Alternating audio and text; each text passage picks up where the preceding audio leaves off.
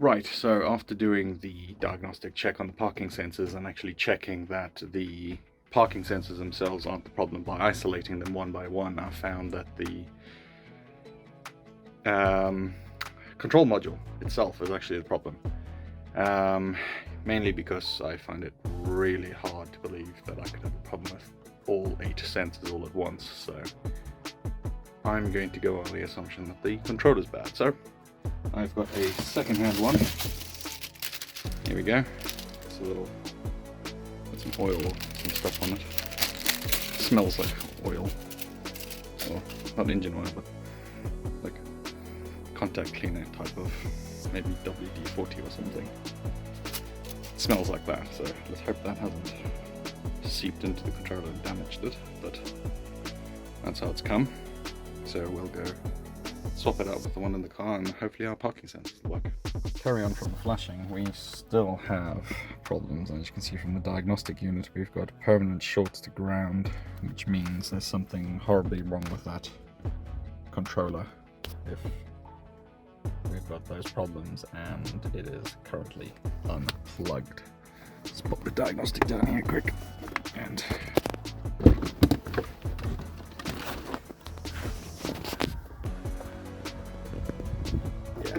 see, it's just power to the module that's on. The sensors are disconnected and it's already saying there's a fault to ground. Means there's something definitely wrong with this box, so that's going to go back. So that's a pity because I was hoping to have this problem resolved, but I suppose we'll pop this box in the meantime. Just leave it out because, I mean, the original box doesn't work anyway. That was a pity. It's some sort of weird WD-40 or something that's spilt all over this box. Well, with my unit plugged in, no fault codes. See? A lot stays on, but just like the other one, I do have the sensors unplugged, so back to ground zero. Well, it's time to get stuff done on the 5 Series. The blue one anyway. So pretty much pulling the entire front suspension and brakes out. As you can see, it's all disconnected there. We've also got our new arms as well as our old ones. You can see how badly perished the bushings are there, and then this ball joint is just, yeah, it's not rattling, but it's bad though. It's not great. And of course then we got brand new shiny, stop that, control arms. New wheel bearings already been in for a month, and that's been fantastic. And I have found the source of the actual knocking on the passenger side, and it was, ding ding ding, the tie rod end. Sorry, tie rod end's new. It's a drop link. But like I said, I decided to go with a whole new kit just purely because I needed to replace the suspension arm on the other side, like this one, because obviously you saw the ball joint was on its way out.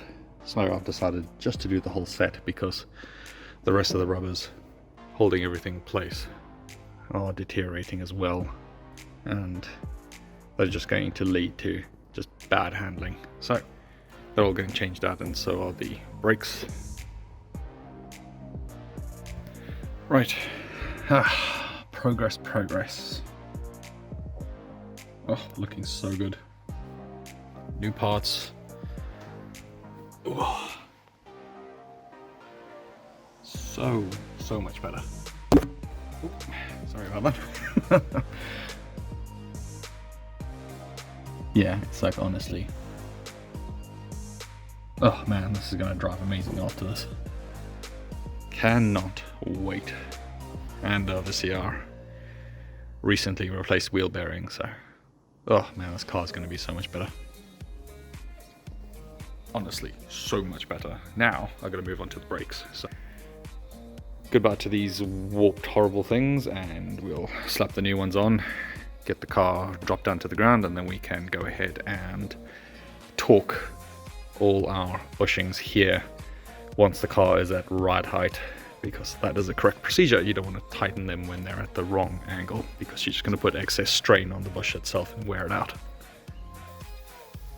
Got to take care of the miscellaneous things like new oil level sensors, because oop, yeah, that's going to need a bolt to secure it. It doesn't want to stay in by itself. That was almost a catastrophe. That is looking a whole lot better. Replaced the steering wheel with a sport version. Got the iDrive going. Parking sensors, still no luck. Gear knob changed. Handbrake sorted out. Leather sorted out there. Sorted out the horrible trim on top here. Cup holders, yeah. So all in all, the interior is so much better. Oh, and I replaced the center armrest with one that matches. So, yay. Car is definitely a much nicer place to be now. Actually feels like the BMW it originally was.